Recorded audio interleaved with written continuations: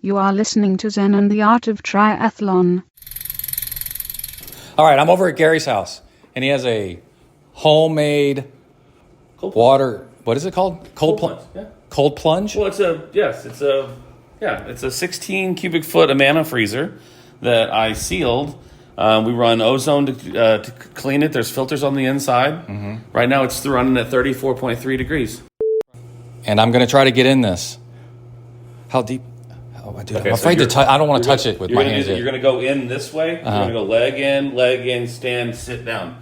Get your feet up here. If you want all the way up, it's real important when you're cold plunging to get exposure to the back of your neck. But one thing we got to remember when we get in here: in through the nose, out through the mouth. We're not panicking. We're breathing.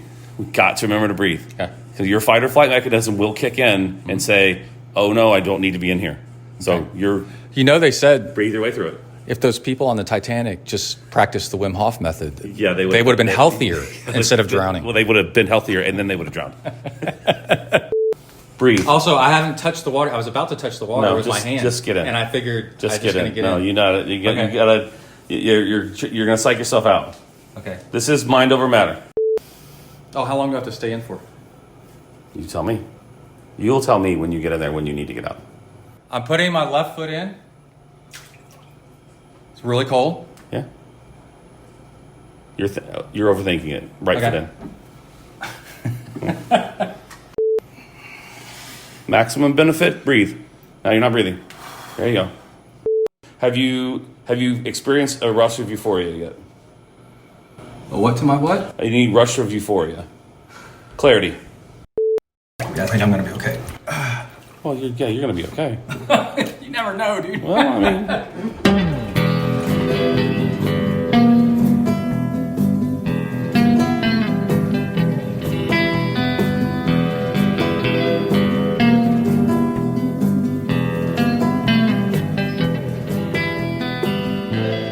All right, that is just a little bit of audio from me getting into a cold water therapy dunk tank that was 34 degrees, and I sat in it for just over 4 minutes.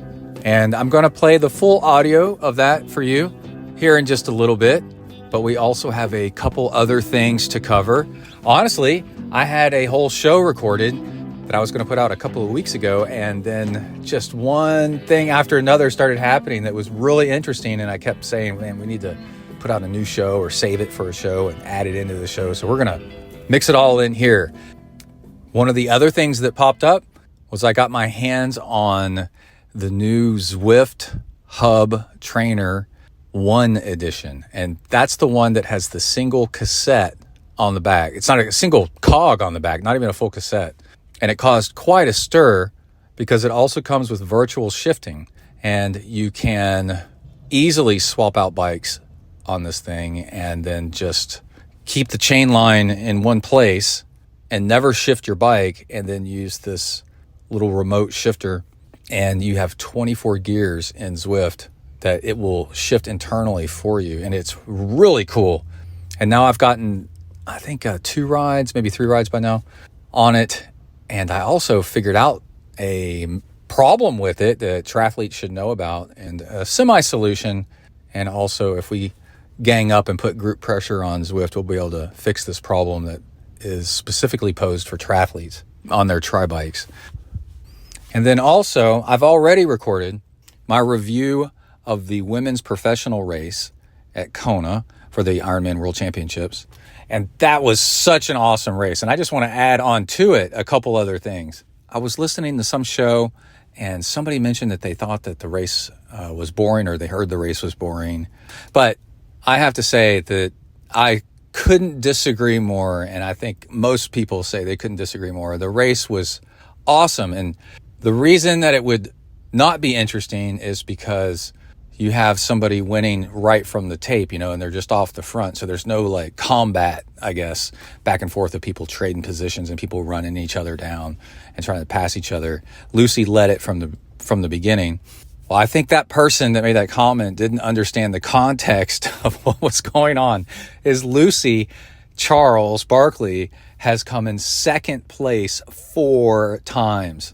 And so everybody was glued to the screen watching Lucy take the lead and then just on pins and needles to see if she would be able to hold on to it. She was running this crazy marathon pace, but there was somebody else running a little bit faster. So there's that. And then also there is a controversy going on. There's been announced an investigation by the ITA. I forgot the name of the organization, but anyway, they're an anti-doping organization, and they announced they're investigating Sam Laidlow, who won the Ironman World Championship men's pro race in Nice, France, a few weeks ago. And it turns out it's getting a little complicated and a little bit messy and a little bit ugly. And we don't need to add to the drama. I'll just explain to you what's going on from what I know is another pro triathlete or his family, like his dad maybe, supposedly is the one that made the accusation that Sam Laidlow is doping or was doping. And when you report that to the anti-doping authority, there's something that's not clear. Do they start an investigation just on hearsay? Because there's arguing like on the Slow Twitch forums. You can't start an investigation on just somebody calling in and saying they think something's going on. It just doesn't work that way. They would have to be investigating people all the time beyond their resources.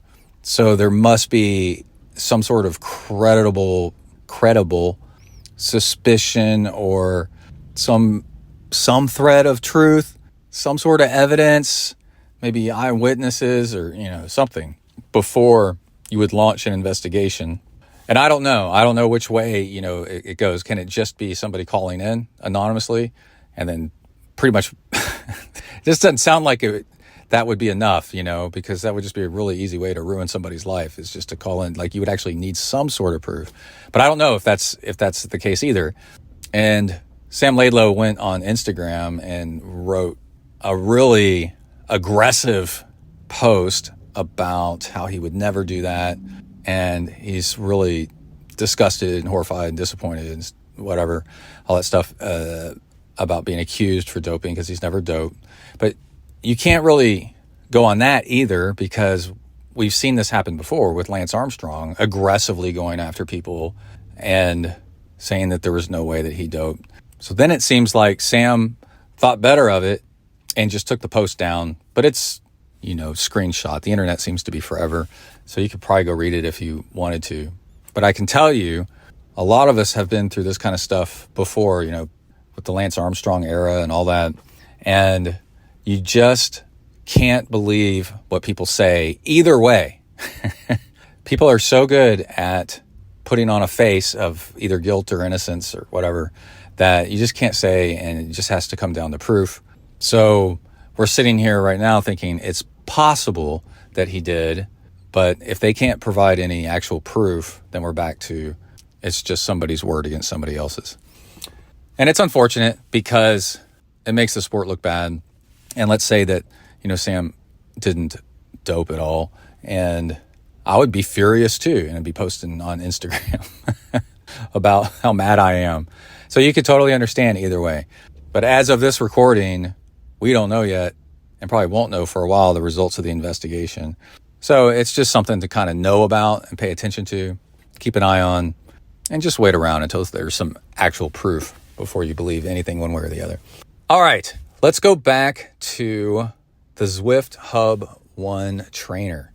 So this thing just came out, and it's a really interesting piece of equipment. Zwift, about a year ago, released their own trainer. They were going to release an entire indoor bike, kind of like a Peloton bike. They scrapped that idea. They co-opted, rebranded another company's trainer. I think it's the Jet Black. I forgot exactly what it's called, but it's a decent trainer, like really nice one. Originally was priced around $800, $900. So Zwift struck a deal with them and has made their own version of the same trainer, which was nice because you can just go look at reviews of the original trainer and see if you like it or not, and if it held up nicely. And apparently it did. DC Rainmaker does great reviews. He said it's a great trainer. And they messed with the assembly instructions, the color matching, and just improved it a lot, simplified so much stuff, and put out a really great trainer. And, Zwift's real place of profit is not trainers, but it's the software, the Zwift online video game, where you ride around with everybody, and it's amazing. Absolutely love it. And the trainer is more of a gateway drug. If you take a pretty good trainer, make it easy to assemble and easy to use, easier than anybody else's, they're going to go with that one. And then it's got your logo across the leg of the thing. And you do a bunch of marketing that it goes with your software. It'll actually work with anybody's software, but it works with your software video game. Then boom, you've got more subscribers and you're making more money. So that's what Zwift did. They dropped the price of the trainer down to, I think it was $500, $499. And it turned out it was a really smart move. There was a lot of people that want to do a trainer and want to ride Zwift, but the trainer cost was just, too high. And so when you drop the price down to that, from 800 down to 500, well, boom, you've just opened up a whole new potential market of people, and it ends up being worth it because now you got subscribers. You're going to make the money back on them paying for the monthly subscription to Zwift, and yada, yada, yada. Worked out. That all started about a year ago. People really like the trainer. It's got a few little quirks kind of here and there. Every trainer does because they're all different. Nothing special. And then, I don't know, maybe around the same time, they introduced these like video game controllers that you can rubber band strap to your handlebars of a road bike. And this is where we start getting into some important details here. And that has all kinds of controls on it. It looks like like a Xbox controller split in two, one on each side. And it's got, turn left, right, menu buttons. And also eventually they introduced virtual shifting. So instead of shifting with your bike's gears, you can shift virtually with the controller. And they built into the Zwift software 24 gears, and you can distinctly feel them. It's virtual, so you don't have to shift your bike. So you save wear and tear on your drivetrain of your bike without as much shifting. It just puts it all into the software and the indoor trainer itself, and that's a pretty big hit. People really like this. The controllers are about $100, but again, downside is they only work on drop bar road bikes because of the way they're shaped. So as a triathlete on a tri-bike, or let's say you're on a mountain bike, pretty much you're out of luck and you just keep going the same old way. So all this is going on, and we don't buy one because we sink our money in to a Wahoo kicker for Kai a year and a half ago about, and it's a great trainer. He's loving it. So he doesn't need a trainer. I kind of need a new trainer, but not exactly. We had a lightning strike near the house about 3 years ago, probably now. And the power surge broke my trainer, but only in one small area. And it's kind of funny. I have a Duretto, or Elite is the name of the brand. Duretto is the model. And it was one of the first trainers that had everything, but at a lower price. And back then it was about $900. It's a great trainer. But the power surge fried the part of the motherboard, controller, whatever, that controls the resistance, right? So what I noticed was I'm riding Zwift, and as I go uphill, there's no increased resistance. I go downhill, there's no decreased resistance. Like crap. And everything else works though, right? It'll read power, transmit power, cadence, and they use that, for speed and to Zwift, but Zwift can no longer send how much resistance to implement back to the trainer. And I fiddled with it for a little bit, and it turned out for a few $100 I could replace the motherboard. I just never did because I figured out I could just ride my bike anyway and just do shifting, and I can increase the shifting. I just do the reverse of what you would normally do. Is when I start going uphill, I shift into harder gears, and then it makes it harder. And in a way, it's kind of cool because I can control the resistance if I want to have almost no resistance, if, to what I want to do. And as a long distance triathlete, long distance cyclist, you learn that the more you can control the workout and how much resistance to give, the better off you are. And also if you're a coach like I am and you're self-coached, there's days where I just want to ride totally flat and not stress out my body a lot. So with the bike set up like that, I can just ride anywhere and then just never change gears. And it's always easy to mild to medium. no matter where I ride, I have to ride that ugly desert, loop all over and over and over again. It's fine a couple times, but then, it's the desert and it's barren, it's not something you want to wake up to every morning when you do your trainer ride. Sometimes you want to ride in the forest. So anyway, I was in the market for a new trainer, but just wasn't, top priority. But lo and behold, something happened and I managed to get my hands on not only the Zwift Hub, but the Zwift Hub One. And like I said earlier, the interesting thing about this trainer, it seems to be the only one that's doing it, is it only has one cog on the back. But also what it shifts with is a little puck with a up and down button on it, a battery in it, so it's wireless, and it will shift in Zwift for you, and it comes with rubber bands, the silicone bands, to strap it somewhere on your bike. And because you can shift virtually with 24 gears, you don't really need more than one cog on the back, right? And then with the simplification and ease of assembly and reassembly and removing axles and putting different width axles in, it's all color coded again and matched. It's like really cool. And all of a sudden what you've got is a trainer where you can swap out bikes on it if you have multiple bikes in the household that have different size cassettes. You got 11 speed, you got 12 speed, you got a 9 speed, you got a 13 speed. Doesn't matter. You got single speed. Doesn't matter. At most, you do you take the one bike off, might have to go from like a quick release axle to a through axle, and there's a little measuring thing so that you can measure real quickly, throw the other bike on, load up, boom. No problems at all with having a certain cassette. And that's the way these indoor trainers usually are. You mount a cassette on the back, or it comes with one, and that's the one you got, So it'll, like my Duretto has an 11 speed on it right now, and Emily's bike is a 10 speed, so she can't ride the 11 speed and shift gears and stuff on it because her rear derailleur is a 10 speed.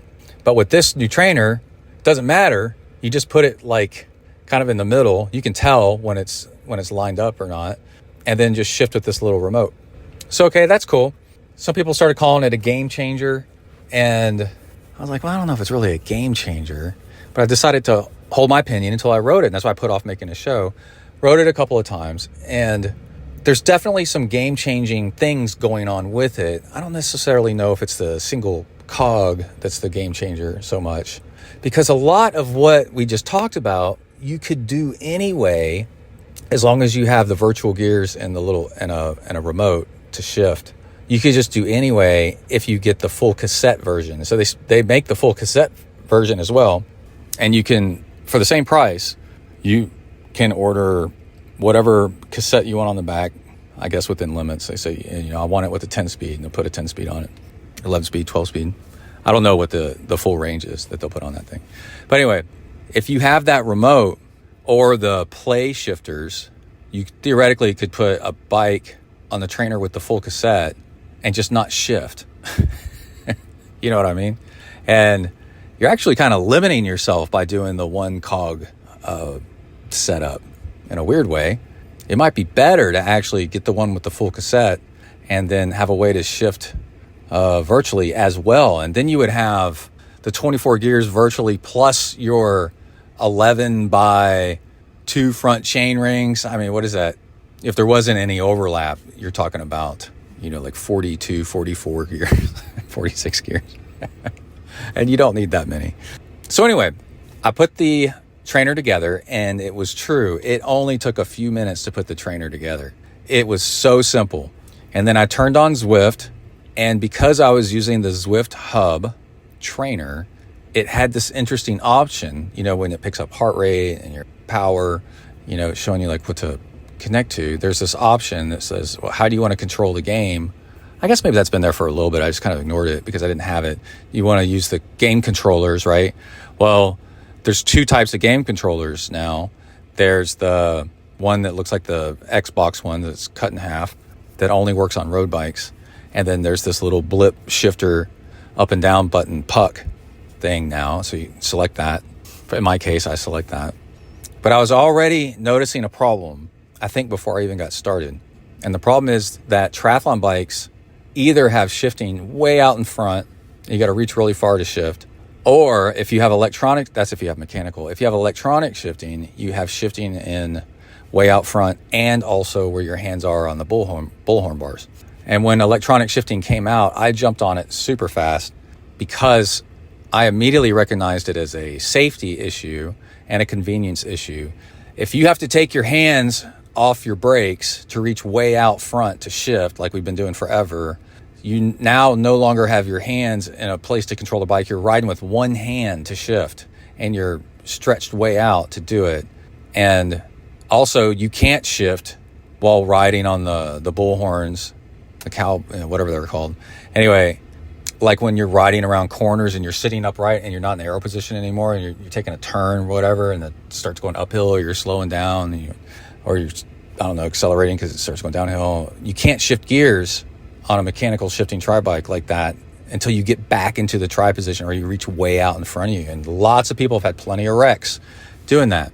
And you're like, oh, well, it's indoors. How difficult could it be to, reach out and shift?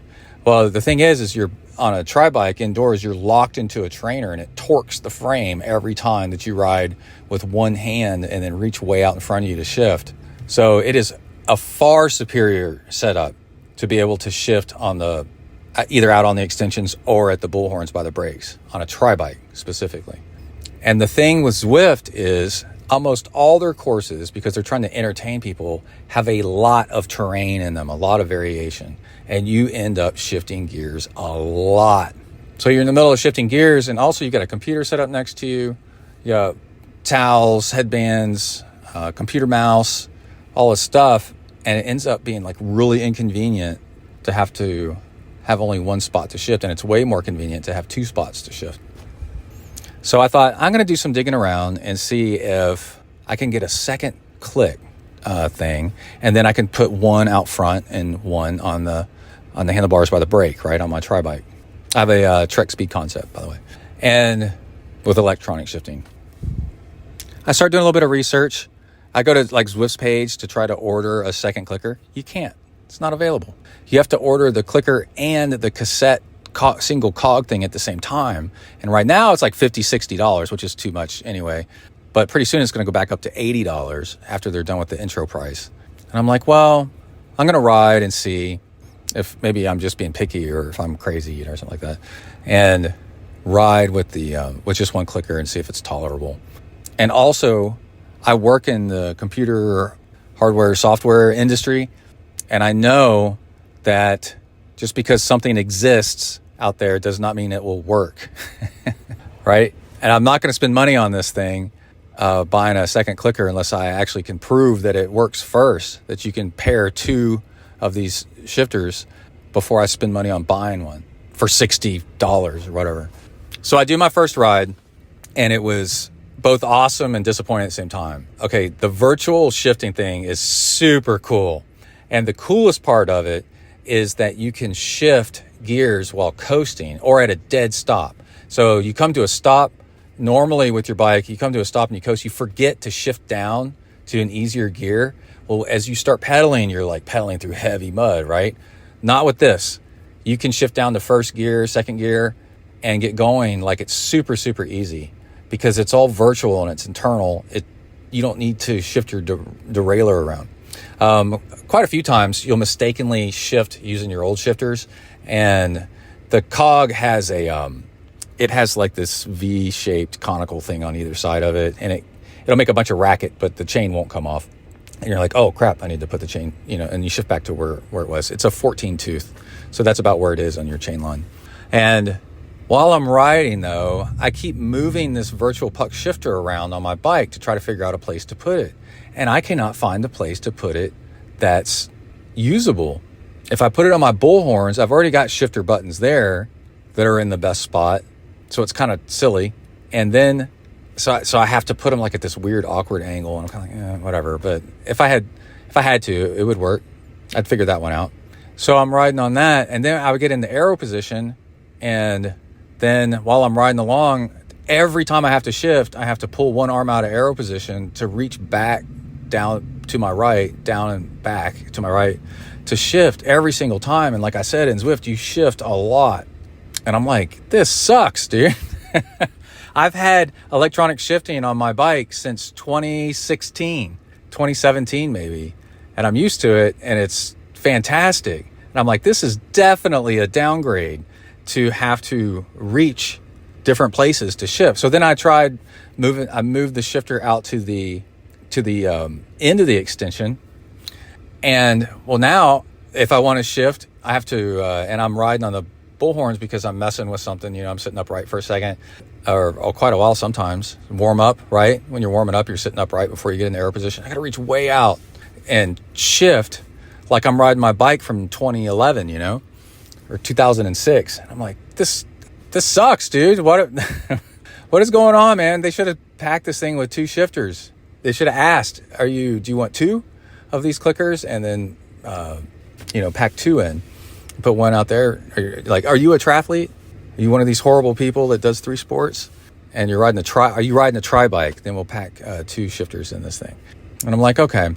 And I put it in between. I put it in the middle, right? Where it's in neither spot. It's kind of like at the base of the extensions. Well, then it's kind of like under the towel that I use to protect my bike from sweat. And also when I shift, I go from having it where I can shift 50% of the time to 0% of the time of where my hands happen to be, because it's in neither place where my hands happen to be. So at that point, I'm like, you know what I'm going to try to do? I'm going to mount it to my index finger. And it worked, and it was awesome. I don't think it's a long-term solution, but in the meantime, for you triathletes that are riding a tri bike and you've only got the 1 clicker, this is pretty cool solution, because it might start to irritate your finger. I think be too tight, be too loose. You might get sweat into the thing, and ruin it.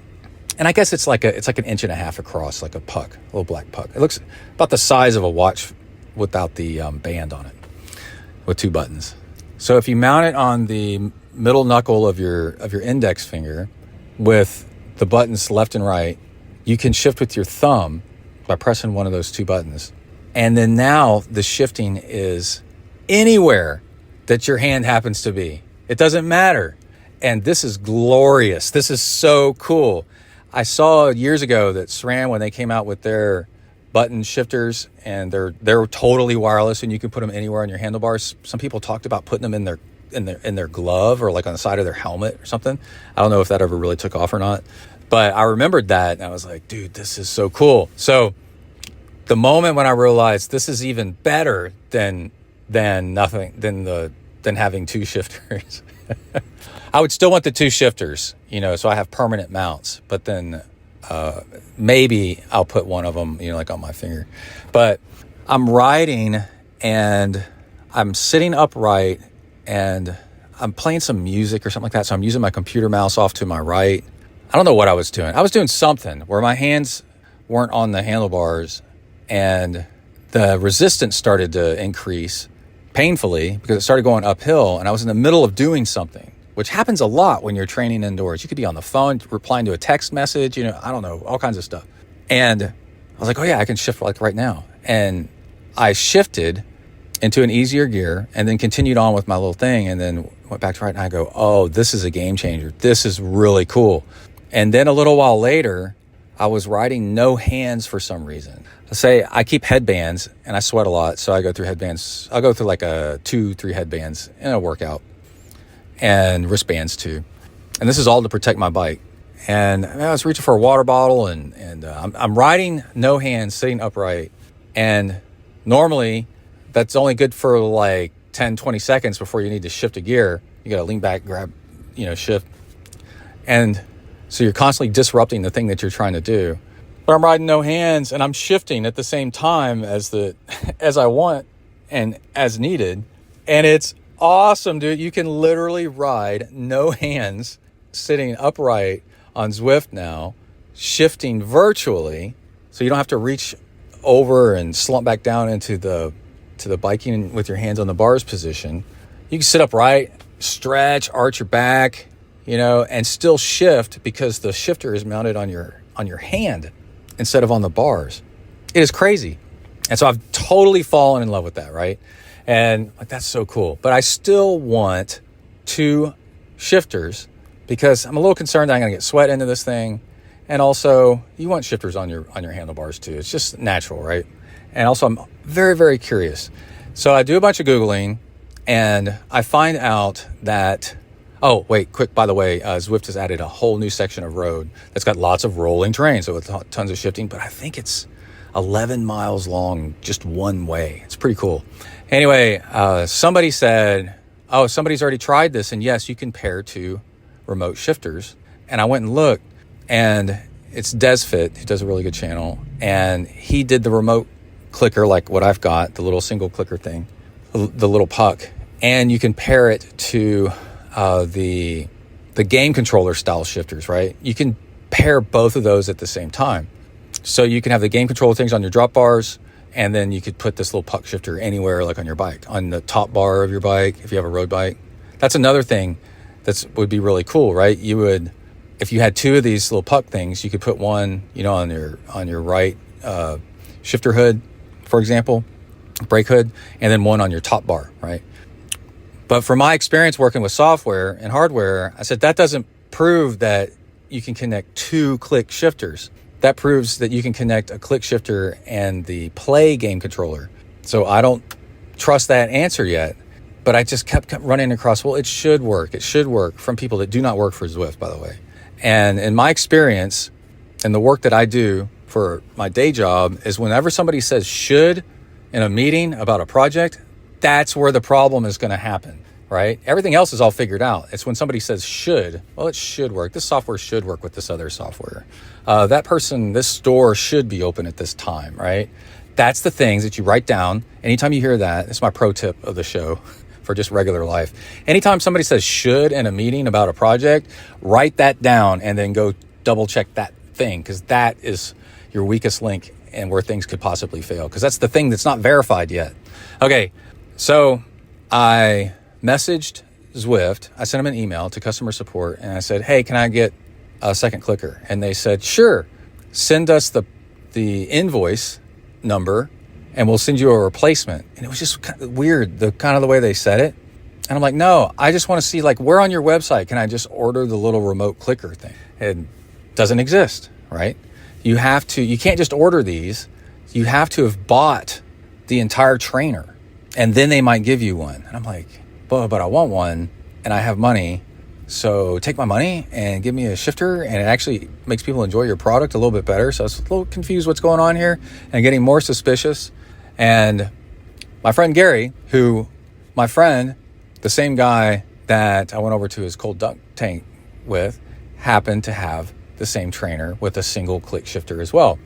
And I told him I wanted to come over and test out, can we take my click shifter and his click shifter and pair them both at the same time to Zwift, and he's got a whole Zwift set up, so that we have 2 shifters on the bike, so that we have 2 shifters on his tri-bike like you would want. And also I'll jump in the dunk tank. You finally got me. I'll come over and go do this stupid thing. Freeze my ass off in the name of science and discovery. And he said, yeah, come on over. So I get over there and he goes, what do you want to do first? Do you want to do the clicker thing or do you want to get in the dunk tank? And I go, well, we both decided together, we're going to try to do the click thing and see. We turn on Zwift, it gets into pairing mode, and then it shows both clicks, right? It shows both click remote puck things. They have different little ID numbers. But when you select one, the other one gets grayed out. We were like, oh, because at first we were like, oh, cool, it sees both of them. Okay. Yeah, okay, now let's select both of them. No. You select one, it grays out the other one. We're like, what? It'll only allow one. And then we selected the other one, and it grayed out the first one. And we're like, oh, man, dang it. We sat there, we just stared at the bike, and then we were like, how could this happen? How could they software code this thing? And I think it's just something they haven't thought of, and it slipped through the cracks. So what I've done is, in the same places that I found where people were talking about the Zwift Hub with the little puck click remote, and where I'd asked, I went back and posted, hey, update, because it seems like I'm the first person on the internet that's done this. I actually tested it, And no, it does not. You cannot pair two of these at the same time. And I know that we're kind of a niche small market, but we're kind of not, because my friend and I were talking about Zwift is full of cyclists, roadies. But the people that actually train big volume are triathletes on this thing that really use it for tons of training. Cyclists are like recreational, 80%, let's say.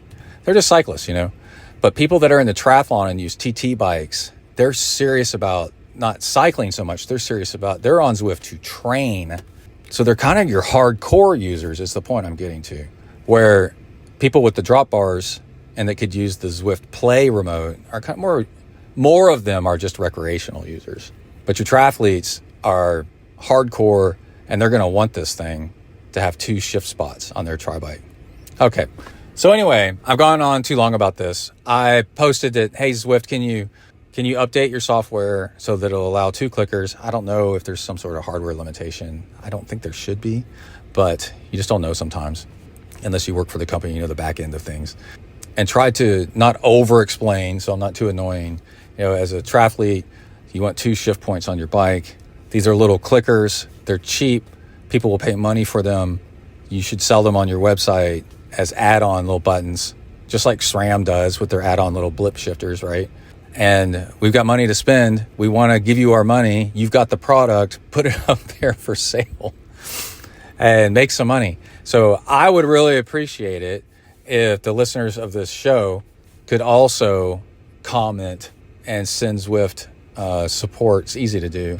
It's like support@zwift.com. A message saying, hey, I got a tri-bike, I got TT bars, I want to buy your hub, but I'm not buying it until I can buy multiple clickers, because I don't want to have just one shift point on my bike, on my tri-bike. Or you could say, I've already bought it, and hey, what's this going on? I want a second clicker. No, not to replace the first one. I want it to add to the first one. So can you please change your software so that it'll allow 2 clickers? All right, that's that. Now I'm going to have to decide if we're going to do the Kona Pro Women's Race review or the Dunk Tank audio. I guess it doesn't really matter because you can move around in the show and pick which one you want. I guess what we'll do is take a break from me talking about myself and my drama here a little bit, and let's do the Women's Pro Race review. Talk about these fantastic athletes doing something amazing in this amazing race. Here we go. But before we get too far along, I just wanted to mention that I do triathlon coaching. I do individual sport coaching. Hit me up at texafornia@gmail.com and put coaching in the subject line of the email or somewhere in the email. And then also, we are always looking for sponsors of the show. It takes a lot of time and money to put together a podcast. And we have thousands of listeners and also followers on Instagram, Twitter. So if you want to get your product or your event on the show, let me know. Again, send an email to texafornia@gmail.com. And in that one, you could just put sponsorship, sponsor, or news, or event in the subject line, and I'll catch it. Okay, let's talk about the all women's pro and age grouper World Championship in Kona, Hawaii.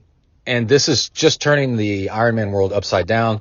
They did the all pro men's race and age grouper race for men in Nice, France a few weeks ago. And it went over really well. People really liked it. And they're doing the all pro females in Kona. And the downside is that you've got power couples, and families that have somebody in each gender at the different races, and they got to travel all the way across the world for these different things. I guess that's sort of rare, or rare enough where they're willing to do that. But the upside is you get full blown coverage on completely different weekends of the different races. And the women's pro race has always been complaining about 2 different things: interference from the men.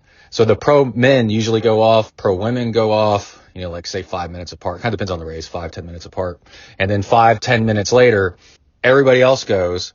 And the age grouper men is full of really top-notch athletes. And a lot of them are former pros, people that should be pros. But it's the best in the world in their age group, right? And they'll start catching up with the pro women and getting mixed up in the race. And it's not intentional, but there's drafting rules where you can't be behind people. If somebody passes you, you got to fall back and such. And it ends up just screwing up the women's race. And then the other thing is, forever, the big complaint about not allowing equal numbers of pro women in the race as pro men. And they always say, well, there's just not enough space on the pier to have, the 50 pro men and 50 pro women.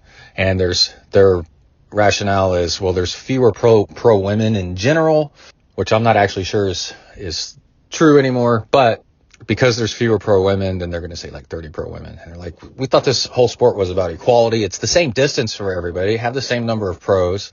And as some women that I talk to are like, why not have 30 pro men and 50 pro women? Why are the women the one that get the short end of the stick? But I went back and made a count because Ironman didn't talk about this, that they were changing the number of pro women allowed on the pier, because I think they want to kind of downplay the history of this problem. But I went back myself and looked, and there was 53 pro women in this race, and then just a huge number of age grouper women, and the race was all about them. And I do not understand where people say that they don't want to watch like the women racing as much as they want to watch the men. The women's racing is freaking awesome. And if anything is inspiring, it's women getting out there and doing the same distance as the guys, almost the same speeds, sometimes faster than a majority of men.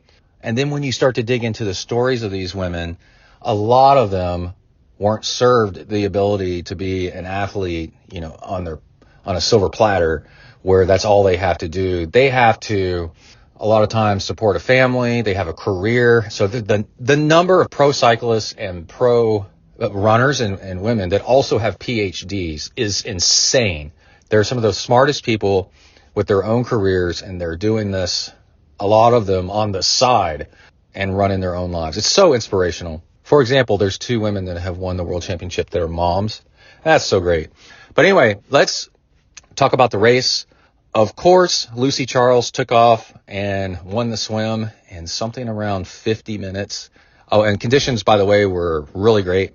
That helps break the record time, which they did. So Lucy almost broke the record swim time, missed it by a minute, which actually I think she owns anyway. And one fascinating thing about Lucy is if you look at her body type, the best swimmers in the world have really wide shoulders. And it's something about the geometry of the body and getting those arms out there on the side so they can act more like rotating paddle wheels. And if you look at Lucy's body type, she has crazy wide shoulders. And then her body is kind of like flat and slender. And so what she's able to do is just slice through the water with these windmill arms on the side. And it's a lot like Michael Phelps being, like 6'6" or 6'5", whatever he is, and having giant hands.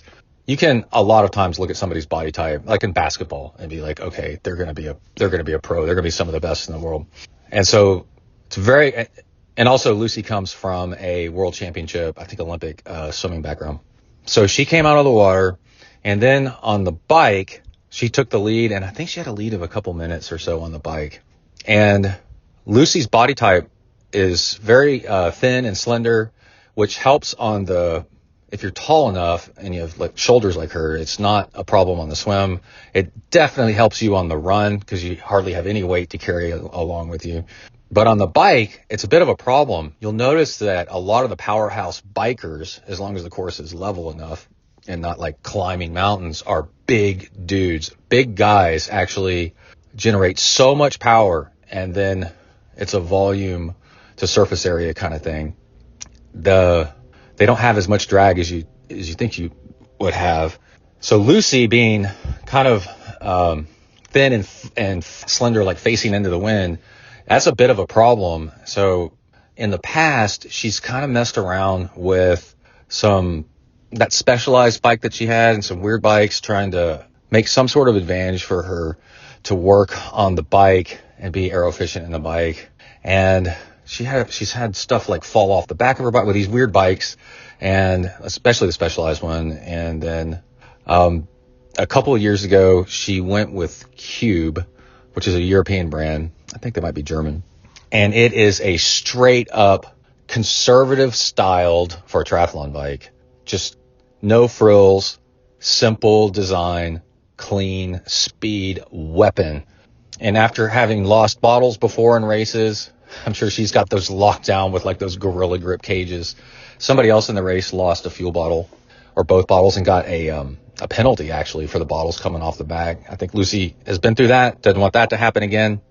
And by the way, the sweetest part of the story is Lucy has been second place 4 times and never won.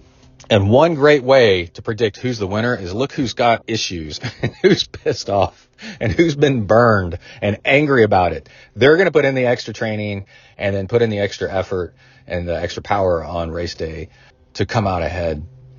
And I bet also, knowing that the drag on Lucy on the bike was going to be her number one opponent. So I'm supposing, I don't know this, I'm supposing they spent a ton of time in the wind tunnel to figure out the most aero position, the most aero equipment, the most aero fabric.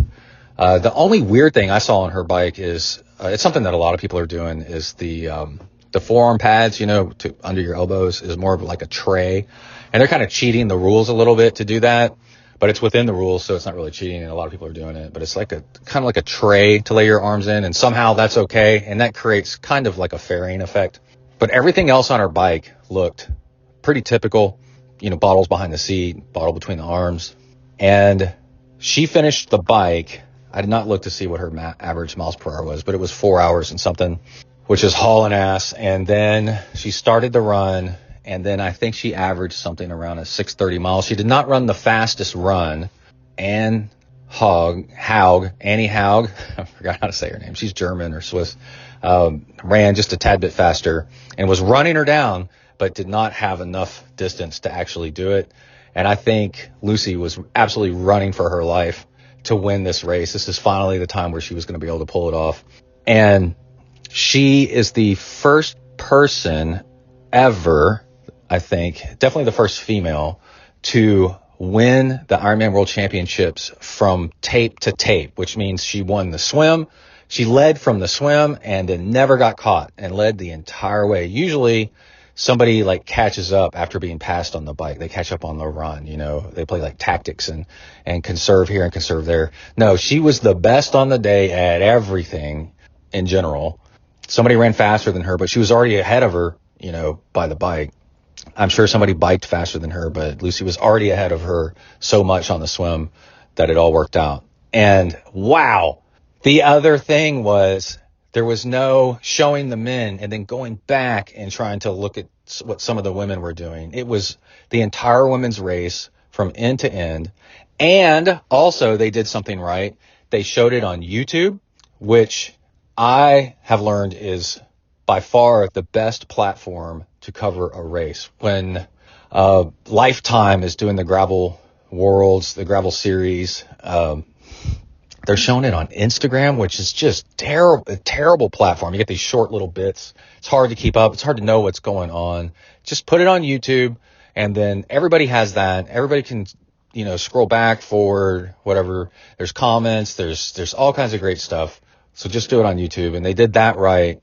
So congratulations to Lucy Charles, finally winning, and good job on Ironman for an absolutely spectacular race coverage, getting enough women on the race course like they've always deserved. It was such an awesome thing to watch. It got more women to the world championship level, age grouper wise too. And next year they're going to flip, and the women are going to be in Nice and the men are going to be in Kona. And I think it kind of makes it interesting. You go back and forth. Let's see. The other interesting women racers, there's so many of them, but just off the top of my head, Daniela Reef got what place did she get? 3rd, 4th, or 5th, or 6th. She could always win it. And then she said that might be her last Kona. She might do world championships in Nice, I think. There was kind of this hint. And then, the women being interviewed afterwards were so happy that there wasn't any men interference. They had a nice, clean race. And also one of my favorites, Jocelyn McCauley, who is from College Station, Texas, who grew up swimming in the same pool that I just swam in this morning. and a mom of 2. Does she have 3 kids now? She got 10th place, and she's super excited about it. At times she was in 4th, 5th, 6th. She's a really strong front end of the race biker and a decent swimmer. So she gets up in the mix there at the beginning of the race. And then it seems like towards the end of the bike, people start, outperforming her a little bit. And then on the run, she's an amazing runner. I went for a run with her one time in town, and but these other people are just like freaking insane. So to get 10th place, though, I think the top 10 get automatic qualification for next year and also a paycheck. So she's posting on social media about how happy and excited she was to get 10th. And that's a really big deal. People are a lot of times racing for 10th. When you're 11th, people are screaming at you, get faster, go. You got to get 10th. You got to pass that person. You got to pass that person to get 10th, because that's the breaking point with a whole lot of, your life changes if you get 10th instead of 11th. Okay. I'll probably think of some more things about that race while I talk about the other huge race, which was the UCI Gravel World Championships held in northern Italy. And I forgot the name of the town. But Gravel Worlds last year for UCI was considered kind of a joke. It was not technical enough. It was full of roadies.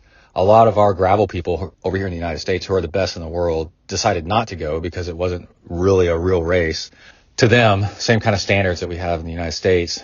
And then UCI doubled down this past year and put out a whole bunch of UCI races across the United States to try to get more people to go. Kai and I went, and Emily went too. But Kai and I raced the UCI race in Arkansas near Bentonville. And that race was legit. And you could tell there was a change where people were wanting to win these races, and the pros were showing up to get these qualifications to go to Gravel Worlds. And our best in the world is Keegan Swinson, and he's from Utah. And he is by far and above and beyond the best gravel racer in the world. And he's on caliber with the top European pros. But there's a downside to going over there to go do the UCI race is if you're a UCI racer at all, you get points. And the number of points you get over the year is what place you get in call up. So the people with the most points get the front row. And with, I don't know how many people are in this race, 200, 300, 400 people. Well, in American gravel cycling, Leadville, I'm trying to think of some of the other huge races, Schwamigan, Unbound, they aren't UCI races. And in America, we really don't want them to be UCI races. So you don't get any UCI points. So the best gravel racer in the world, widely acknowledged the best in the world, had like a race plate number of 239 or something. So he was way in the back. And when you start off these races, if you do any kind of off-road, like mountain biking, for example, races, and a little bit gravel's like this a lot too, is it'll narrow down to a single track trail at some point, or like there'll be a hairpin turn, even if it's a wide road. And this course was narrow. It was really technical this year. UCI learned from last year, and they made a very hard course. But it is European, and it's narrow roads, narrow turns, lots of pinch points. And European cyclists are very familiar and accustomed to this, and does not freak them out whatsoever. And compared to the United States, where things like more wide open, because this is a country that was built pretty much after the car. Keegan had to start way in the back and then work his way up to the front. And then when he got up to the very, very, very front, in an interview, he said that one of the problems was it was roadie mentality. The front end of this race was like all of these UCI World Tour roadies with full support from their World Tour teams, like the team vans, team mechanics, all the team gear and all this stuff. And for example, the winners of the men and women's race have never done a gravel race before. They were actually World Tour roadies. There's something wrong whenever the best person at the race is somebody who's never raced that kind of event before. And Keegan said that a group of 3 apparently had gone off the front by a couple minutes. And Keegan and Vanderveer, who's a World Tour, just retired like last year, and a couple other guys were, trying to catch them. And the talk amongst the group was not Keegan, but the rest of the group was, oh, they're too far ahead. We can't catch them. Let's just ride this out. Where Keegan said that in American gravel, like in real gravel racing, you're like, it doesn't matter that if people are off the front, they can wreck, right? This is gravel, and those people could crash, they could wipe out. So you do not give up until the very end, which is a different culture, instead of playing, cat and mouse for positions and stuff, which is very typical and works in European road racing. And so he couldn't get anybody to work with him. And then also he had a crash. A lot of people don't know that. He had a small crash and then had to catch back up with the group, and that burned some calories. So he got out sprinted for 4th by Vanderveer and got 5th. But if things had gone better, he would have been in that lead pack. But also, you got to think about this. The numbers that the winner second place, they actually have the power numbers. And it was 380 watts for 4.5 hours or something like that. It's absolutely insane. So that was an amazing race. I think they did the women's race on Saturday and the men's race on Sunday. And the big problem that arose from this race is somehow they forgot to do live video coverage of the women's race on Saturday. They just, it just didn't happen this year. And the women pros were pissed. And everybody was pissed off about it, especially in the United States. And in an interview with some of the women, they were like, it was so confusing, like the way the culture is over there. They're like, yeah, well, what do you expect, And it's like, no, this is not right. The way that pros make a living is through exposure and results and seeing them on TV. There's a reason they have logos all over their kit, because they should be on TV and you should be able to see that. And, they forgot to do to make video coverage of the women's race, right? Well, they didn't forget to do coverage of the men's race, so it's obviously a little bit of a discrimination and a choice situation of not valuing the women's race as much as the men. And what we learned from Hawaii and Kona Ironman was people definitely want to watch the women's race, and it can be done correctly. So do it right next year. And when the men's race was on live, was it on YouTube? I think it might have been on YouTube as well. They started off the first 5 to 10 minutes of that race with clips from the women's race from yesterday, because they had video footage. They just didn't show it live. And they went on and on about how sorry they were, that they had made a big mistake and they weren't going to do it again. And they promised there was going to be coverage next year. It was so great. People just laid into them on social media about, they would report, oh, this woman won, or like this woman had the breakaway or whatever. And people immediately on social media, because there's the replies back, would say, how would we know? It sure would be great to see this, but because you don't have live coverage, how are we supposed to follow this race? Just with lap split times? I mean, that's ridiculous in this day and age. But back, okay, to the good things about the race. The best American got 5th in a field where he had to start at the back, and also a field littered with European pro roadies on European soil with European style terrain and European, alleys and narrow turns and such, which just goes to show like how good American gravel actually is. It's very, very impressive. At first, a lot of people go, 5th, man, that kind of sucks. He didn't win. And then it's like, wait, when you start to think about it, you're like, dude, that is really, really impressive that he got 5th when they had pretty much everything working against him. So yeah, that is coverage of the 2 big events. It's a very exciting time in Ironman and other endurance sports racing. The reason I cover gravel so much is because with the gravel bike, you can throw on some aero bars and get in long training rides that are way safer than being out on the regular open road. Just try to make the geometry of your gravel bike. You put a forward-facing seat post on it if you can. Put on some aero bars. Make it as close to your tri-bike as you possibly can. You can't get quite as low. You need some more stability. You need the elbow pads out a little bit because it's gravel and it's loose. But otherwise, you can spend a ton of time on gravel and really put in just a huge amount of volume of hours and such that's actually fun and entertaining and not feel like you're out there just training yourself to death. And gravel races are typically very long. They can be. They're shorter ones, but they are the longest, biggest mass participation events that are a lot like Ironman, where everybody starts off all at the same time and the pros are at the front, just like a triathlon. And the culture is like really, really cool.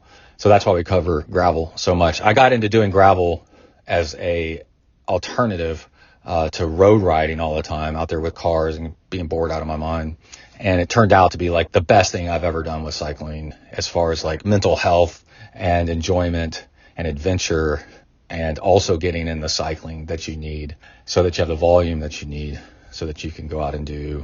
I like to do like half Ironmans and up to Ironman distance, because I think the training for that is just this big, slow volume, easy volume, which is actually really good for you.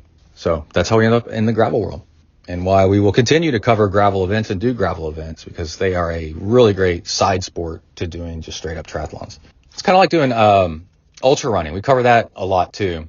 It's a great way, ultra trail running, it's a great way to get in the volume and the mileage to be able to run a marathon off of a 112 mile bike ride, is if you go out and train for off-road marathons and 50Ks and 50 milers and such, even 100 milers, because trail running off-road is it makes the time go by.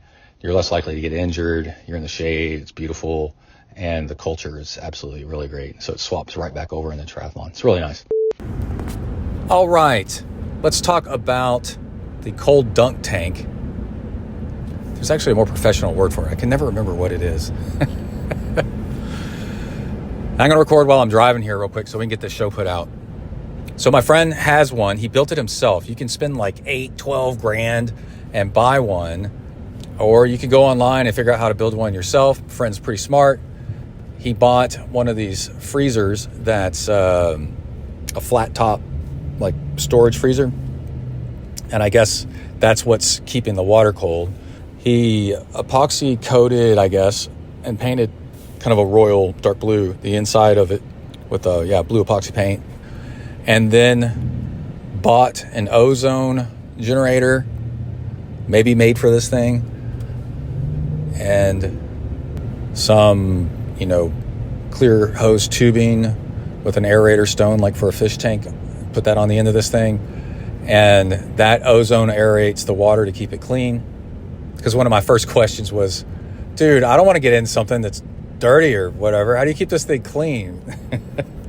And it's basically just a big fish tank. Is it because it's cold? And he's like, no, he ozones it. He's like really into this.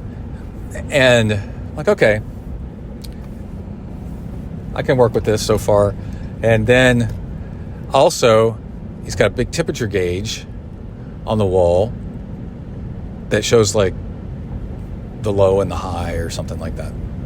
He's got it all set up. He's been using it for about a year. He knows what he's doing. He loves it, absolutely loves it. And I'm not sure, I guess he does somewhere between 8 and 15 minutes at a time, and said that, when he doesn't do it, I think daily, that he starts, craving it. He wants to do it because it can cause some sort of it's got a very big therapeutic effect to people that enjoy this kind of thing. And endorphin release, dopamine, but kind of a rejuvenating buzz, tingle, something. I don't know, some kind of magic that's going on. And honestly, I tell you, all I felt was freaking cold. And it was intense, and there's a little bit more to it. But let's go ahead and play the audio of me getting into this thing, us talking about it a little bit, and then after the audio, we'll talk a little bit more. And just remember this, as I'm getting in this thing, it's homemade, and as I've explained to people afterwards, it was not cold. It was just pure pain. But I've also done a lot of cold water stuff. We talk about that a little bit on the recording, and I'll talk about it some more in a bit. But I've done a ton of cold water stuff, so it wasn't quite that shocking to me. And with the podcasts and all the training I do Zen style of like trying to be like in a relaxed flow state, because you actually perform a lot better in endurance sports, any kind of sports, and you can think more clearly, make better decisions, but also your whole like breathing system, muscular system, nervous system, everything works better if you're like really relaxed and loose. And that's what you're trying to do when you get into this thing. And so I was surprised at how well I handled it, but I just barely handled it well, I can tell you. And it was just pure pain. And like we say, your body starts going into trying to hyperventilate, goes into shock, kind of, if you don't control your reaction. So you can hear us doing that. And then a little bit else of what's going on is people use it, parking here, I got sensors going off. People use it for training for focus and not panicking. My friend said something about that his daughter had panic attacks. I think it's in the recording. She's a soccer player. And so they used it a few times to get her to learn how to control herself when she starts feeling panic. Because you get in this thing, you start panicking because your body thinks you're going to freeze to death. And you will, if you're in it long enough. And so your body will start, like, say, for example, start trying to hyperventilate, or like you hold your breath too long, or you clench up real tight.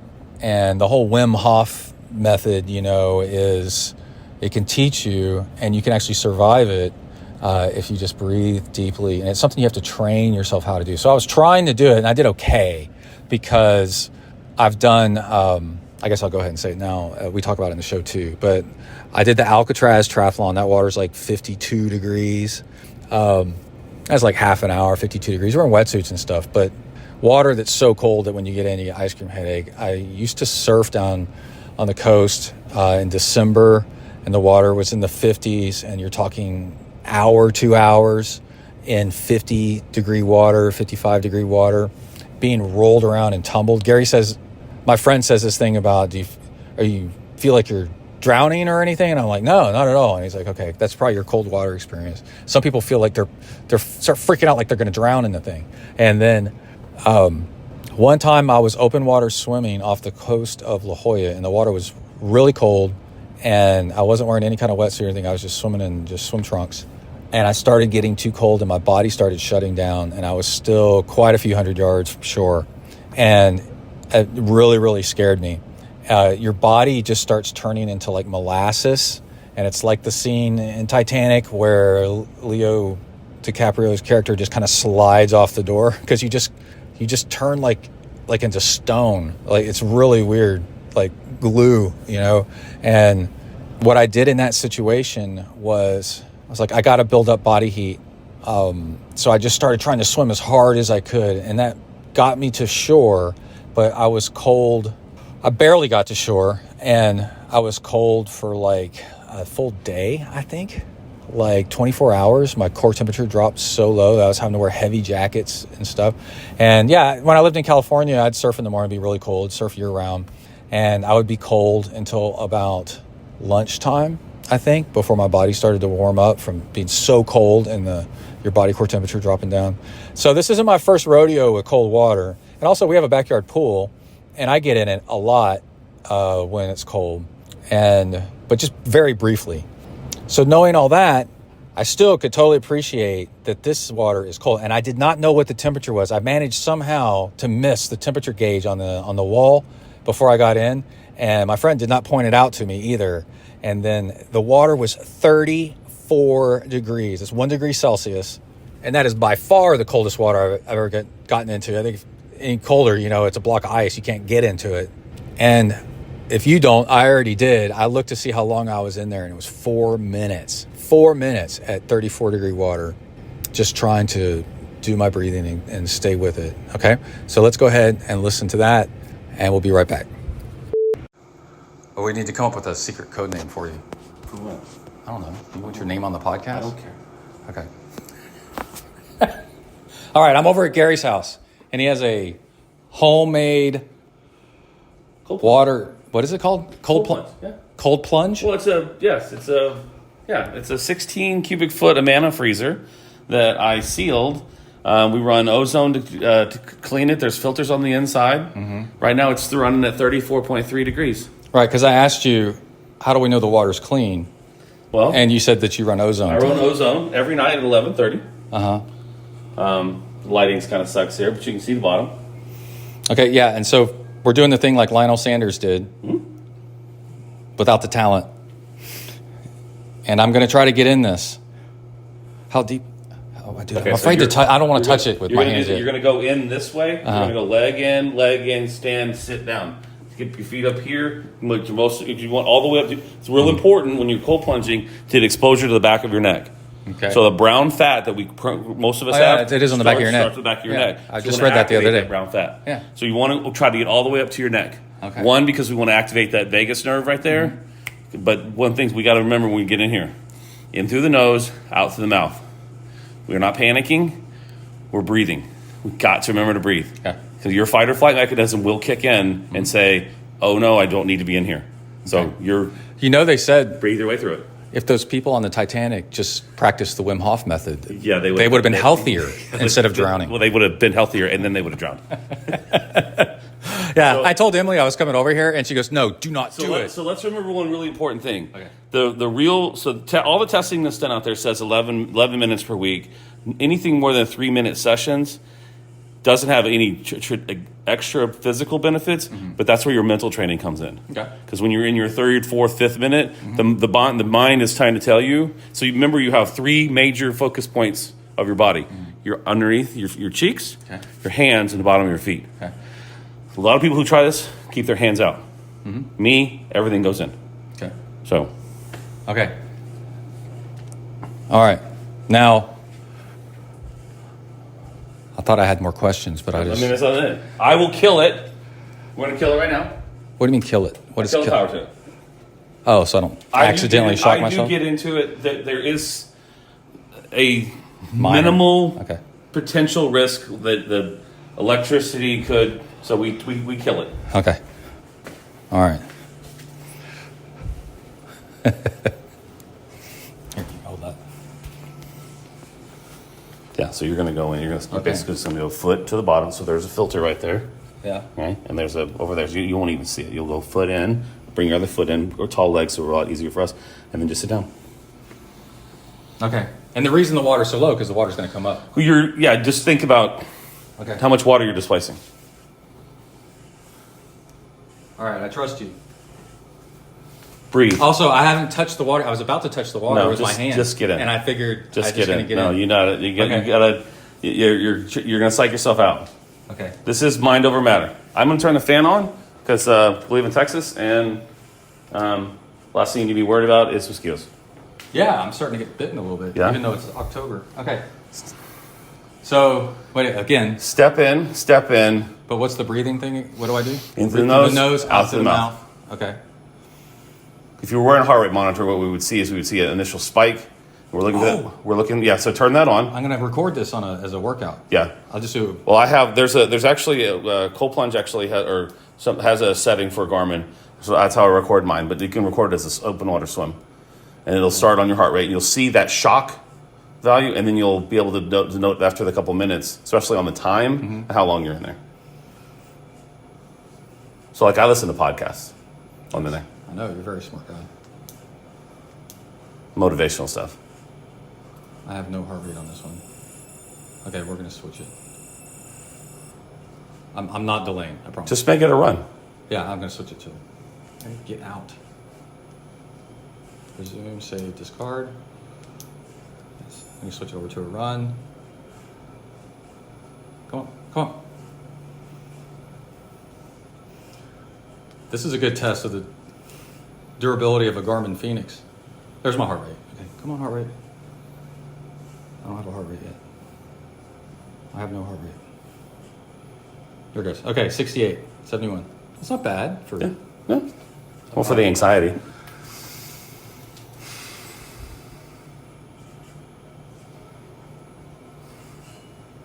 Oh, it's got auto pause. And it's not going to record it. Oh, because you're not moving. Because I'm not moving. That's so stupid. Come on. Run. Wait, auto pause. I'll just show you one of my profiles. There's actually an app now. Someone wrote an app for Garmin for cold plunging. Really? Yeah. Okay. Oh, how long do I have to stay in for? You tell me. You'll tell me when you get in there when you need to get out. Okay. Okay. So. Okay. So. Am I going to be able to hold the microphone, or am I going to? Sure. Is it too much? Okay. I'm putting. Hold this while you get in. Okay. I'm putting my left foot in. It's really cold. Yeah. You're overthinking it. Right foot in. I promise you. Okay, slide forward and just sit down. I can't ease in slowly? Well, it's up to you. I mean, I'm just telling you that the theory is the longer you make this process, the more your brain is trying to tell you not to do it. And so my feet would go up on that platform in front of you. Yeah. There you go. There you go. Relax. Okay. Now go ahead and sit all the way to the bottom. Maximum benefit, breathe. Now you're not breathing. There you go. Now let's put our hands in.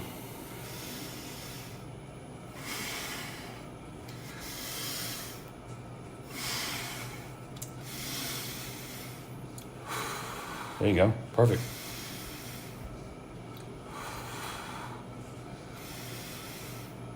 Are any parts of your body shivering yet? Okay. Some of us shiver, some of us don't. There's a little bit of the Huberman deal where he talks about saying until you start to shiver. I think that's a little overkill.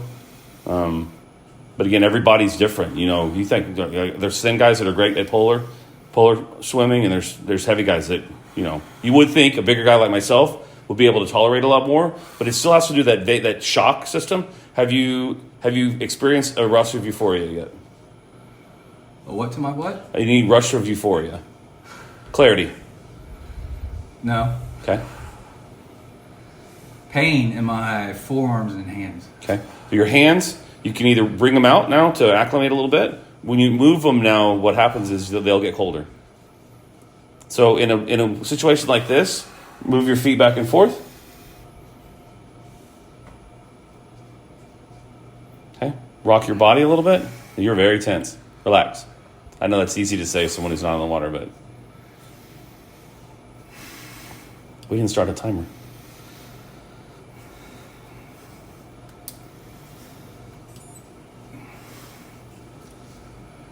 Yeah, and I forgot to restart my watch. But my heart rate's 76.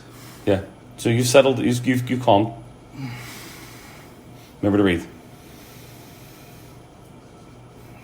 Out through the mouth.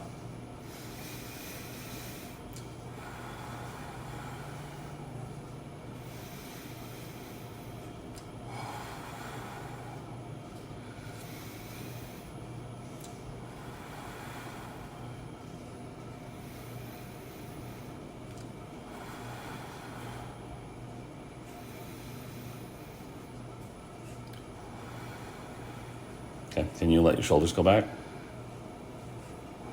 There you go.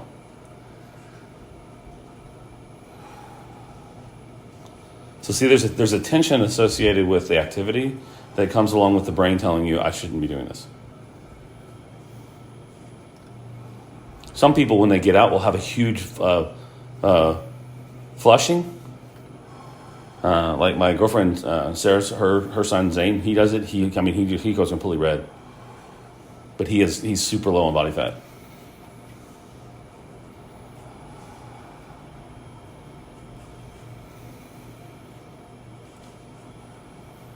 But I mean, what's the worst part about you if you're out riding on a cold day? What's the worst thing that can happen to you? Your hands get cold. Mm-hmm. Yeah. So I mean, those are the sensitives. You feel the bottom of your feet. Yeah. Yeah. So you're gonna put your hands back in. You don't have to. That's fine.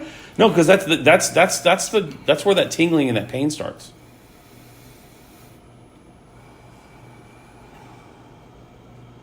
Yeah, I'm trying to see if I can get to the point where I'm relaxing, then I am. Then you move around. So what happens is right now your body has created a thermal layer. Yeah, I know. And it's warmed up. I want it right now. I know, because you get in cold water and you stay still, it'll actually, when you move, it gets colder. Right. Okay, I think I'm going to get out. Okay. So the easiest thing to do, hands out. Okay, let's do that again. Arms up on the sides. Wait, look. Do people have trouble getting out? No. Now just shift yourself back. There you go. Rise yourself back up. Yeah, I think I'm going to be okay. Well, you're going to be okay. You never know, dude. Well, I mean... You worry. And just- I worry while I'm in it. Like, am I going to be able to get out? You know, because I haven't done it before. Like, you get so cold. You know. I think it's interesting. So mine runs. I think my peaks is 34 degrees, and sometimes it drops lower. So I'll do 34 to 37, and that's where mine stays. And I promise you, 37 degrees is way easier than 34. It gets It's progressively. it is insane how it's easier 37 degrees is mentally than 34. Okay, wait. Okay, so I'm I was leaning holding myself up with one arm. Also, you know, with all the crazy crap we do, like I know how to, like, pamper myself into pain. You know what I mean? Like if you're going to put out massive watts so your legs are like burning to death on the bike, you make sure everything else is comfortable, you know, so you can focus on that. So like I know how to okay, so what I'm doing right now is I'm bent over. I'm out of the tub. See, well, I get out, but I'm resting with I my immediately come up and lean back into it. You're doing Stretch the diaphragm back up. Gary just showed like he arched his back, kind of like the sun warrior pose kind of thing. And then I'm still hunched over with my one hand on my knees to try to come back to this world here a little bit. Okay. It was weird. Like it was more pain than cold. Yeah. You know, like the sensation was just pain, I guess. Well, because it's nerve endings.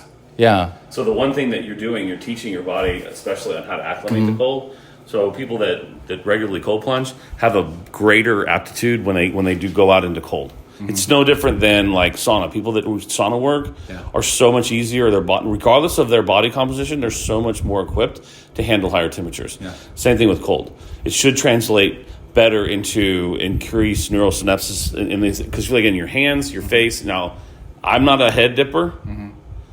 A lot of guys they're gung ho, they're head dippers. That shock to the face, that's a whole other level of fight or flight. Wow. Okay, so what I forgot to tell you is, I have a backyard pool, and it's pretty cold right now. So really, like I have a lot of people that won't get in it. Therapy pools, like if you go to A&M, the major sports, they run their therapy pools around 50 degrees. Yeah. So most of the wintertime, and again, there's a lot of studies out there. A lot of studies will tell you that the guys that are the cold plungers, like the hardcore guys, the guys that make their own, all those are the guys that are 30, that are 1 degree C, 0 degree C, looking for ice. You don't want, because the mine's frozen. Put it down to 30 and put some salt in it. Because it's an ego thing. Yeah. It really, I hate to say it, but it turns into a mental contest. Yeah. But a lot of the data will say, listen, that 45 to 55 degrees is the sweet spot, and you can stay in there for like 20 to 30 minutes. It's true. And Huberman did a bunch of research on the amount of norepinephrine and noradrenaline that's released, and those guys see huge benefits. If you 3 minutes, 5 minutes, and you're out, I do 5 minutes, 6 minutes every day. So with the weather change, it's gotten cooler, especially at night. So my pool's gotten cooler in the backyard, and I'll get in up to my waist, to kind of therapy my legs a little bit from the run or the bike. And then, but it's probably like 55, 60 degrees. So it's cold-ish. And then what I'll do is like, I'll dunk under real quick to rinse the sweat off. Shock. Yeah. But it provides that shock. But like right now, I don't stay under, but I think that's why that helped me not be afraid. It didn't feel cold because I'm kind of used to cold, but it definitely hurt. Like the hardest part for me is always. But it was cold from the chest up. It's always once you just get in. That's why I say don't dilly dally. Just get in and go for it. Because once you get under, it's really just the sensation. Because your body says I have to shut all that information down. Because if it said, "Oh, I'm this cold," you'd be bombarding the brain. Yeah, and I could totally see, because to stay in, you were telling me to breathe in through your nose and relax, which is a good calming process to know. Well, and I could see how doing this. Remember, breathing through your nose is a vasodilator. Yeah. So that's that whole same thing. I'm starting to get feeling back in the surface of Yeah. my arms. Oh, that's so weird. And you might. I thought I was warmed up again. Struggle to sleep tonight. Yeah. But no, my body's still warming up in different I don't. places. To be fair, sometimes I'll do it, and then 20 minutes later I go to sleep. And we don't know how long I was in. How long? Like a minute or two? No, you probably good too. I'm probably hit 3 minutes. Okay. And then, we can look back at the recording. I can figure out how long I was in. Okay, so then, but yeah, I could see how because you really need to practice that calm breathing to stay in there. Yeah. And so I could see that. Yeah. Now, like if I get really stressed out, I know, like if I had a tub and did it all the time, like you do, I would know breathe in through your nose. So out this through is the a mouth. weird note. I have one of my daughters is an elite soccer player, struggles a little bit with anxiety. Mm-hmm. In her work in there, she's actually taught herself to move away from that fight or flight and panic, so she no longer has panic attacks. Yeah. She hates the cold plunge and won't do it anymore. Yeah. But we did some work originally. It actually taught her how to get over, because she started having them. It's the same exact result of a panic attack, the fight or flight, in calming yourself down. Because the worst thing someone can say is just calm down. Yeah, because I couldn't really talk when I first got in because I was trying to preserve my life, right? And so I wasn't able to say that. You feel like there's a point when you get in far enough where you have little fears start popping in your head. I was I asked how am I going to get out of this thing? Is it hard to get out? And then, just what if this? I didn't have too many scary thoughts, but it was more I want to be able to. When I decide to get out, I want to be able to get out. Also remember, you are a very adept aqua person. Your skill level and your experience in water is completely different than a lot of other people. So even a small thing like that, people have that aren't experienced in water like you are. Yeah. It's because think of it, you would never think that you were going to drown, right? Yeah, right. Yeah. But you're also. But I could imagine what if somebody I can't move. Yeah, somebody might think that. What if I get stuck in here? Yeah, I'm going to die. That never crossed my mind. Yeah, I've been surfing. You asked me how you were going to get out. I've been surfing in heavy surf in water that's 50 degrees. Yeah. Which is effing cold. Mm-hmm. And so and then I've been open water swimming one time and almost started to drown because of being too cold. That you've done. Think about when you swim across Tahoe. Tahoe had to been in the low 60. 50s? No, it was 59. Okay. Wow. Maybe 61. That's still miserably cold. Yeah. For 13 hours. 13 and a half. But who's counting? But okay. This is cool, dude. So, all right. For me, it's, like I said. It's weird. My body, different parts of my body are warming up and coming back online. So, it's so weird. Something really weird? Yeah. My first cold plunge was September 4th of 2022. Mm-hmm. This is the same water. I don't know, to be grossed out or not. Well, it's completely clear. Because nothing can survive in there. Well, because I run the ozone. I run ozone for 30 minutes every night from 11:30 to 12. Mm-hmm. I add water because, of course, we lose from evaporative effect. And I run a polishing filter that I change the filter every week and a half. Yeah. Adding water over time, it's kind of like adding engine oil to a leaky engine. But it'll eventually clean it the out. The only time I ever had a problem with this, my ozone timer went out. Mm-hmm. And, if I turned it off and we just left it like there, in a week or two, it would grow stuff because just all the bacteria on your skin, no matter how clean you are, Okay, I could see how you could get addicted to this. This is pretty cool. It's really fascinating too because one of the things that I read a lot about was depression. Yeah, and how that. So I get in about 20 seconds after I get in. I have a clarity. Mm-hmm. I don't have a huge flushing when I get out, but I'll have there will be an instant, and that's to me probably my. I wonder if it's like a runner's high. Dopamine. Could be. It still hurts like a mother, though, so I don't really know. It's kind of like you're sitting in there. And runner's high is caused by a little bit of pain. You start moving around to get the barrier. In Dude, I wasn't about to do that. I knew exactly what you were talking about. I move your legs around. Yeah.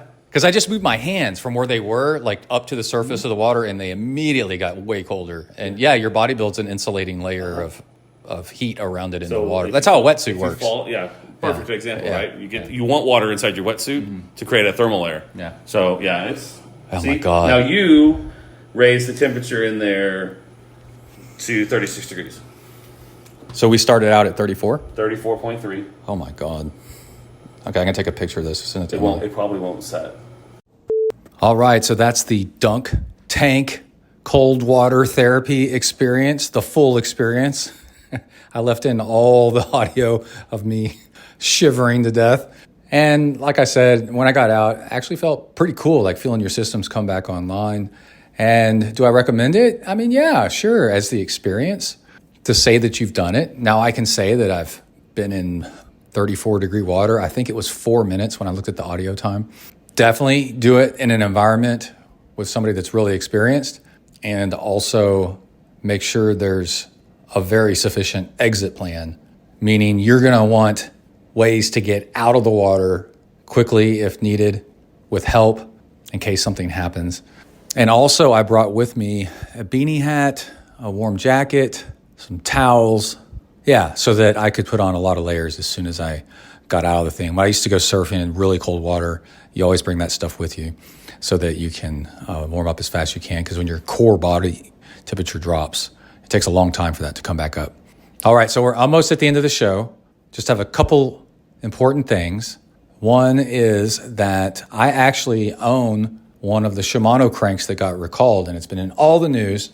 It is true. They did come apart when I had them. I took them off, sent them back, and then it happened again, kept those, and just bought a SRAM crank set. And I talk about it, and I've got an audio describing the warranty. Well, I don't know if I described the warranty process. I took it to the Trek shop, and then they replaced it for me.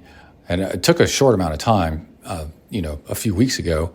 Who knows now? I mean, Shimano might be in some real financial trouble over this thing. But I just wanted to put in the audio in the show with the audio of me talking about that, because a lot of us just might be blowing it off that those cranks from a while back. Who owns those things?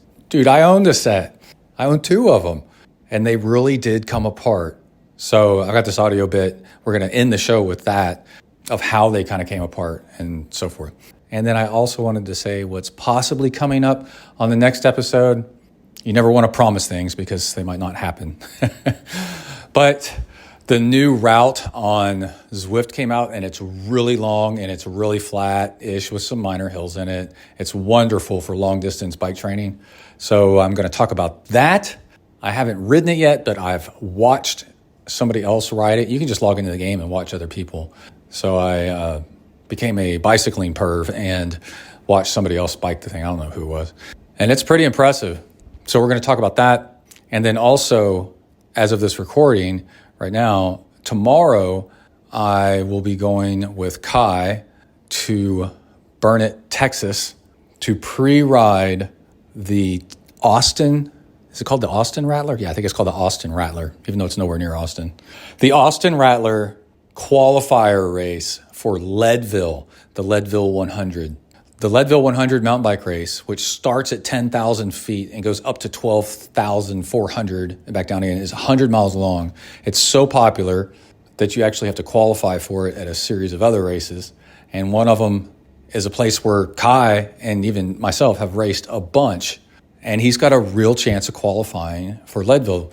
It's a lot like Kona, Ironman tickets, qualifying spots where, only the top few people in each age category get a spot. And the thing is, last year, one of Kai's teammates from his Texas development racing team qualified, and they're the same speed. Like Kyle beat him, he'll beat Kai. Like they're the exact same speed. And he qualified time-wise, but he was actually too young to go. So he had the time that was needed to go, but you have to be 18, and he was like 17. So he couldn't qualify. And so there's a real chance that Kai might qualify for this. And that race is a week from tomorrow, but what we're doing is we're going tomorrow to pre-ride the course. And that race is 60 miles long, and it's 3 loops of 20 miles, which is one of my favorite setups. I did 3 loops or 5 loops, 6 loops of 20 plus miles, whatever, to do the Rocky Raccoon 50 miler and 100 miler trail run race a bunch of times. So what's so cool about it is with a looping course, you can pace yourself so much better. You kind of go easy the first time, and then your second lap, you're getting a little bit more tired. And this should take I think it's 5 hours. You start getting a little bit more tired, but you know the course a little bit better. And so your second time through, you're a little bit faster, but it washes out, right? It evens out. And then your third time, you're even more tired, but you know the course even better, and you're even more efficient, and hopefully you don't bonk. And the strategy is we take the winning time, and then we figure out what that is per loop, and then we have Kai race the loop at that pace and see if he can do that pace. And we have all the recording equipment on him. We've got heart rate, power, speed, GPS, and we see how hard it is for him to do that race pace. For one loop, probably going to do 2 loops. I don't think we're going to do the full 60. We're going to do 40. And this is mountain biking, and it is rough mountain biking. This ranch that it's on looks like Mars. It's so crazy, the terrain. So the next episode, we'll have audio of me going out there with him, pre-riding the course, talking about that, seeing what we think, is going to happen on race day and all the preparation that we do for him. And then I'm not racing. I'm actually going to support him instead of racing. It kills me. I really want to race, but it's more important. I'm gonna get my ride in, tomorrow, and then I'll just support next weekend. And it's I love doing the long distance mountain biking stuff. I think it's so great. A 5-hour ride where you're nearly dying the entire time from every kind of crash possible. It's actually quite intense and makes the time fly by, and is really good for developing power. Anyway, then hopefully we'll have the race day and a great race execution. Might get lucky enough to actually win a spot. And then if that happens, and we're talking a year from now, we're going to go to Leadville, Colorado, and have a ZenTri podcast from there. But a lot of things have to go right for you to qualify, as you know, for a world championship or a world level event like this. But we've got fueling nailed. Hydration, we got nailed, but hydration in Texas can go either way with the temperature because it's so crazy here. And then it's pacing that we're going to try to figure out tomorrow. And also with the bigger hills, where to put down power, where to coast, where to expend energy, where to burn matches, where to conserve, and try to just recover and be efficient. And again, mountain biking is really hard on your equipment. Lots of stuff can go wrong. He's got a top-end bike, a Trek Super Caliber, like Pro Team Edition. The thing is super sweet. And he worked at a bike shop, so he pretty much knows how to fix anything on a bike. But sometimes, flat tire, you just rip a sidewall, there's no repairing it. And they don't allow on-course support just at the one, end of the loop. So if something happens, he's going to have to fix it himself. But if you were looking for a recipe for somebody to qualify, this is kind of it. He's a great racer, somebody his speed that's verified that they're equivalents, would have qualified if he was the right age. Kai's already raced at that location 6 times, 8 times, I don't know how many times. We've done a training camp there, and now he's racing for Texas State. The past 2 collegiate mountain bike race events that he's been to, he's either gotten first or second at the college level at the longer cross-country mountain bike races. And that's racing against everybody at Texas A&M, UT, Baylor, University of North Texas, and there's this one other school, I can't remember their name, but they have scholarship racers. And the last race, he beat the 3 or 4 time junior national champion of Honduras. So if you were to put all your eggs into one basket and cross your fingers and try for something, this is the recipe for where it could happen. And so it's going to make for some really great show content.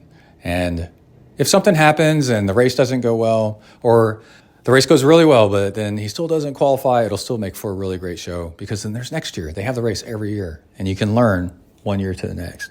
It's like Hawaii. The champion almost never wins their first year. Like we were just talking about, it took Lucy 4 or 5 years of second place.